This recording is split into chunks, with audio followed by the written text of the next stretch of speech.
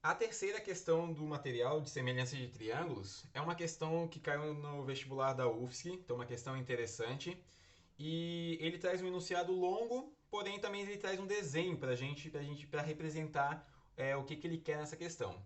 Em resumo, ele diz que tem duas cidades A e B que estão em lados opostos a este rio, que tem 2,5 quilômetros entre as margens dele.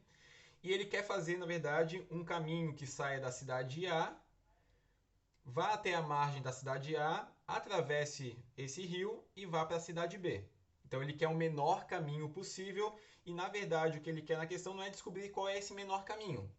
Ele quer descobrir qual que é a distância do ponto D até o ponto K, o segmento DK, que eu já marquei aqui nesse desenho através de X. Percebam que o desenho que eu acabei de fazer, ele está diferente do desenho do material, porque ali ele representa na questão um esboço que poderia ser utilizado, mas não significa que aquele esboço vai ser aplicado nessa questão.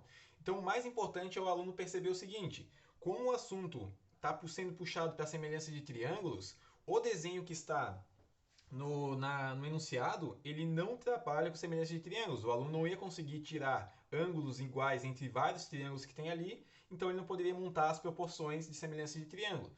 E também não seria o menor comprimento. Como ele diz comprimento mínimo no enunciado, não seria o menor comprimento. Então, qual que é a ideia dessa questão? Eu pego esse ponto D, que no desenho ele está um pouco mais para a direita aqui, que está sendo representado no enunciado, e eu, na verdade, faço um alinhamento. Eu faço esse ponto D ficar alinhado com o ponto H e com o ponto B.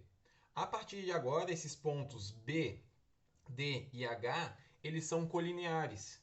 E dessa forma eu vou conseguir ângulos congruentes entre esses triângulos e vou conseguir também que essa distância entre a cidade A e B seja mínima.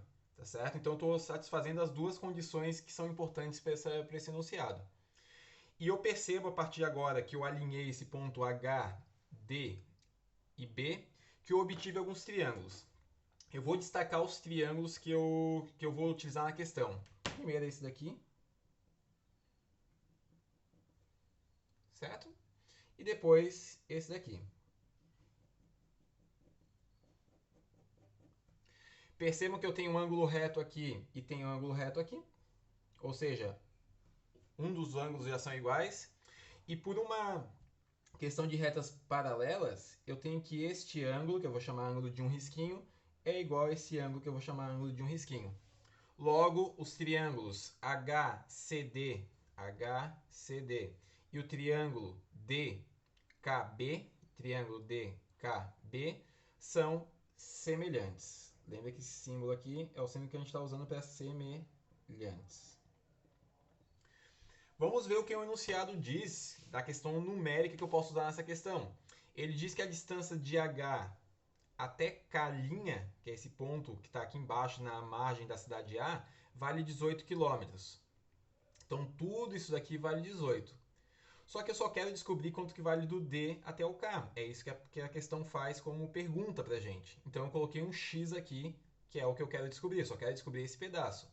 Se tudo isso daqui vale 18 e só esse pedacinho vale X, essa parte que restou, esse segmento que restou, que é o segmento HC, vale 18 menos x. Por isso que eu marquei o 18 menos x que está aqui.